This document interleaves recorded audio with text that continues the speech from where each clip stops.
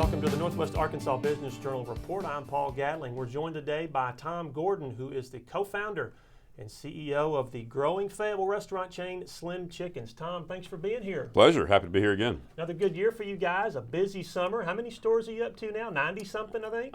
We opened up our 92nd store just a few weeks ago. Okay, and that's 14, 15 states? Oh yeah, 14 states Yeah. and 3 countries, U.S., Kuwait, and the U.K. That's right, yeah, that's from Little Rock to London to Kuwait. That's right, Yeah. absolutely. So, and that magic number that we're talking about here, I think is 600 you want in the next decade, is that Yep. right? 600 is the goal.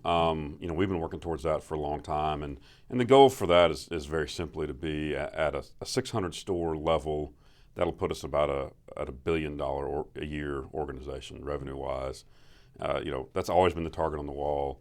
And I think we can now, thanks to this last year and kind of the push we've gotten, we can get into it. Mm-hmm. So when you're growing, you're growing both in the markets where you're at, you're growing in new markets, places where you want to introduce the Slim Chickens concept. When you look at a map and you talk about your strategy with your team, what do you look for in an area where you say, I think Slim Chickens needs to be here. I think we need to go to Montana or wherever it may be. Right. What do you see when you're looking for an area? Well, we're not different than a whole lot of other retailers in the food business. We need new growth, new retail, good-looking stuff, and quality incomes and quality housing around those areas.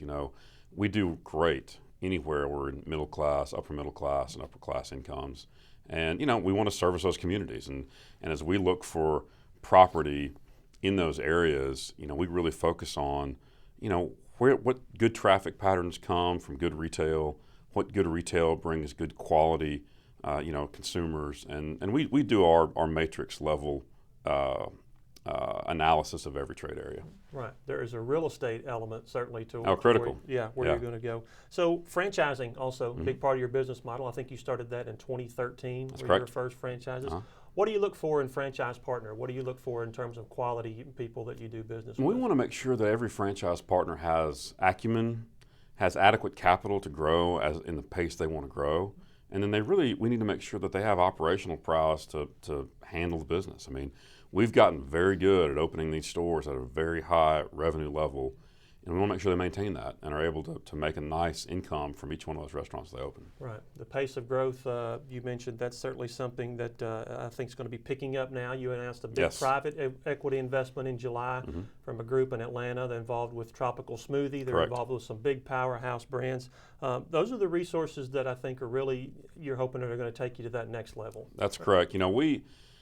We shied away from private equity for a long time, and we found this group in Atlanta, 10 Point Capital, who invested early on in Tropical Smoothie, and their success with Tropical Smoothie and the way that they approached business and the shared vision around the brand and what they want to see out of a brand really meshed with our goals and meshed with the resources that we wanted to put on the table to really get to that 600 unit level. Right. What was the one thing that maybe you thought tipped the scales? I'm sure you've been approached many times in the past few years by several suitors and several partners. What's the one thing that really kind of tipped the scales and this is the group we need to align with? Their cultural fit with our brand and our people. That's such an important piece of the puzzle for us. If you can't fit in with my guys, we're going to have a hard time. Right. And our crew like them, and they really believe in us. They don't want to change the script. They want to ride along with us the whole way to 600 stores, and they want to take care of us and be partners for the long haul. Right. Let's go back to 2003, the year you got started. Take us back there and give us a little bit of your background. What were you involved in 2003, and what led you to Slim Chickens and getting that startup off the ground? So after I got my finance degree from TCU in Fort Worth, I just started working at Macaroni Grill in Little Rock, and that was a Brinker flagged concept. I moved from there after a few years to Sunset Conglomerate Restaurants in Los Angeles. And Greg Smart, my co-founder, about 3 years into that, called me and said, look, no one's doing this concept. Nobody's doing this right. We need somebody to do this right. And at that point, Northwest Arkansas was growing like crazy. So we joined forces, put the store and the plan together. And, we did test groups and we say focus groups. It was really a turkey fryer in a garage. But we had a lot of testing, found our spot, and really honed the brand over the first 2, 3, and 4 stores. Once we got about store 6, it really started taking off, and the rest is history. Right. You started in Fayetteville. All those 6 were around here. When did you kind of cross state lines somewhere? So stores 4, 5, and 6 were in Oklahoma City. Right. Okay. And we did 3 up here, 3 over there, and then we started blossoming all over the country. Right. Most restaurants, sad to say, they're known for failing. They are. Yours didn't fail. Why is that? What's been the secret to your success to grow and keep a growing business going? I think that Greg and I were just too young and too naive to fail.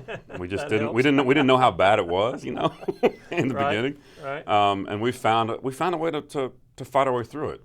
We were in the restaurants a lot. He and I owned the restaurant. We were in the restaurant, so we really were focused on service.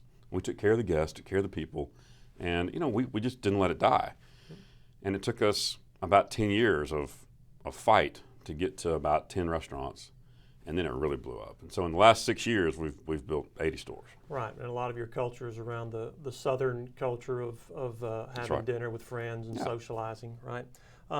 Most of your growth has really started popping the last decade, I guess. I mean, you've gotten to this 80, 90 something number.